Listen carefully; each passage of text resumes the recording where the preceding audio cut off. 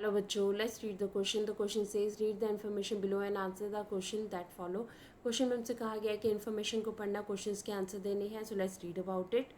Recent evidence suggests that the groundwater is under serious threat of overuse in many parts of the country.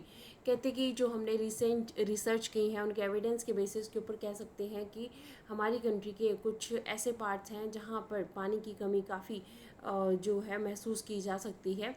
About 300 districts have reported a water level decline of over 4 meters during the past 20 years.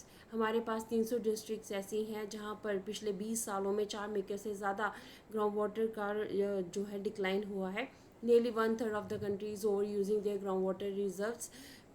Country के 1/3 लोग जो हैं वो पानी का over use कर रहे हैं और ग्राउंड वाटर रिजर्व्स को यूज़ कर रहे हैं ओवर यूजिंग में.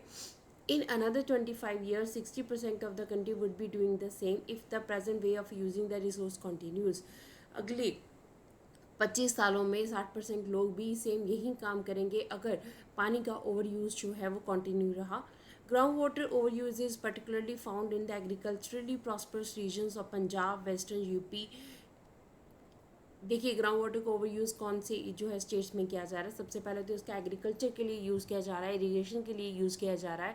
और ये कौन सी स्टेट्स हमारे पास पंजाब है और वेस्टर्न यूपी है, यहाँ पे यूज़ किया जा रहा है. हाई रॉक प्लेटो एरियाज़ हैं सेंट्रल एंड साउथ इंडिया के, यहाँ पे यूज़ किया जा रहा है. पानी को ओवर यूज़ किया जा रहा है. सम कोस्टल एरियाज़ हैं and rapidly growing urban settlements हैं जहाँ पे पानी की काफ़ी ज़्यादा ओवर यूज़ हो रहा है. क्रूड ऑयल रिजर्व्स का डाटा हमें यहाँ दिया गया है. Region and country reserves 1000 million barrels, number of years reserve will last.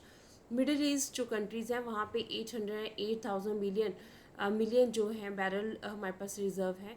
और नंबर ऑफ ईयर्स कब तक वो सर्वाइव कर सकती हैं, 70 ईयर्स तक. United states of America USA में 50,000 मिलियन बैरल जो रिजर्व्स हैं और अगले 10.5 सालों तक जो है चल सकते हैं. पूरे वर्ल्ड में 1697 हमारे पास रिजर्व्स हैं, 1000 मिलियन रिजर्व्स हैं क्रूड ऑयल के, जो कि अगले 50 सालों तक ही चल सकते हैं. So the table gives an estimate of reserves of crude oil. तो ये टेबल एस्टिमेशन देता है क्रूड ऑयल का. More important it is also tells us about the how many years the stock of crude oil will last if people continue to extract it at the present rate. ठीक है, इसके साथ साथ हमें ये भी बताया गया है कितने अगले सालों तक ये जो है हमारे पास कंटिन्यू रह सकते हैं अगर हम इसी तरह से इसके एक्सट्रैक्शन करते रहे, इसको निकालते रहे. The reserves would last only 50 years more. ठीक है, तो अगले 50 सालों तक ही ये काम कर पाएंगे हमारे लिए. This is for the world as a whole. पूरे वर्ल्ड की अगर बात की जाए तो 50 सालों तक ही हम क्रूड ऑयल के रिजर्व्स को यूज़ कर सकते हैं. However different countries face different situation. अलग अलग कंट्रीज अलग अलग सिचुएशन फेस कर रही हैं. Countries like India depend on importing oil from abroad because they don't have enough stocks of their own. देखिए इंडिया जैसी कंट्रीज़ जो डेवलपमेंट कर रही हैं वो कंट्रीज़ मजबूर हैं इंपोर्ट करने के लिए ऑयल का, क्योंकि उनके पास ऑयल के रिसोर्सेज नहीं हैं. If prices of oil increase this becomes a burden for everyone. क्योंकि तेल जो है वो बाहर से मंगवाया जा रहा है, इसकी वजह से उसकी कीमतें काफ़ी ज़्यादा होती हैं. तो बर्डन किसके ऊपर होता है, आम लोगों के ऊपर होता है. So there are countries like USA which have low reserves and hence want to secure through the military और इकोनॉमिक पावर. ठीक है, हमारे पास ऐसी कंट्रीज़ भी हैं जैसे यूएसए है जो कि जिनके पास काफ़ी ज़्यादा पैसा है, इकॉनमी है, तो अपनी इकोनॉमिक पावर के बेसिस के ऊपर और मिलिट्री के बेसिस के ऊपर ज़्यादा से ज़्यादा रिजर्व्स को अपने जो है वो पक्ष में करना चाहते हैं. सो हमारे पास क्वेश्चन है which of the following is the importance of crude oil for the development process of the country. इनमें से कौन सा हमारे पास आंसर होगा जो ये बताएगा कि क्रूड ऑयल जो है वो किसी भी कंट्री के डेवलपमेंट प्रोसेस में काफ़ी इंपॉर्टेंट है. ऑप्शन ए कहता है crude oil contributes 97% of the energy for transport such as cars, trains and aeroplanes. देखिए सबसे पहले कहा जा रहा है कि 97% जो है क्रूड ऑयल यूज़ होता है एनर्जी रिसोर्स के रूप में ट्रांसपोर्टेशन में, कार में, ट्रेन में, एरोप्लेन्स में. तो हमारे पास ये बिल्कुल सही है. मैक्सिमम हम क्रूड ऑयल को यूज़ करते हैं, चाहे वो पेट्रोलियम हो या फिर उसका सोर्स हमारे पास डीजल हो. Crude oil is necessary as without it no automobiles, industries etcetera run.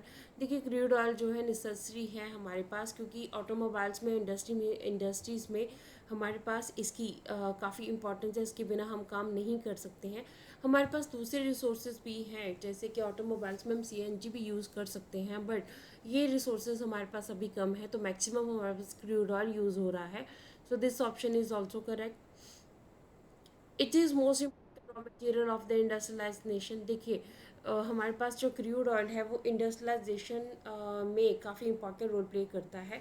अब ये फाउंडेशन है मॉडर्न लाइफ की, और ये हमारे पास एक ऐसा प्रोडक्ट है जिससे और बहुत ज़्यादा प्रोडक्ट्स बनाए जाते हैं, तो उनमें ये रॉ मटेरियल के रूप में वर्क करता है।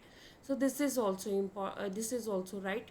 तो इसका मतलब हमारे पास जो ऑप्शन डी है ऑल ऑफ द अबव की तीनों ए बी सी राइट हैं, तो ऑल ऑफ द अबव जो है हमारे पास आंसर होएगा option C. Hope so you understood the question as well as the answer. Thank you.